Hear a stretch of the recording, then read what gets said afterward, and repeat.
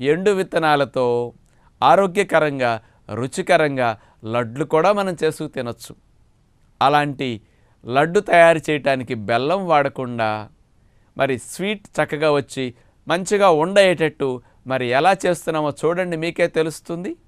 బాహుబలి లడ్డు తయారు చేయడానికి కావలసిన డ్రై నట్స్: గుమ్మడి గింజలు 30 గ్రాములు, పిస్తా పప్పులు 30 గ్రాములు, అవిసె గింజలు ఫ్లాక్స్ సీడ్స్ అంటారు కదా 30 గ్రాములు, పొద్దుతిరుగుడు పప్పు 30 గ్రాములు, బాదం పప్పులు 30 గ్రాములు, జీడిపప్పులు 30 గ్రాములు, వాల్నట్స్ అంటే యాక్రూట్స్ 30 గ్రాములు, యాలకు పొడి ఒక చిన్న టీ స్పూనుడు, పండు ఖర్జూరాన్ని ఒక 150 గ్రాములు తీసుకుని గింజ తీసేసి దాన్ని ముక్కలుగా కట్ చేసుకోవాలి. అట్లాగే తీపికి ఒక 50 గ్రాములు తేనె తీసుకున్నాం.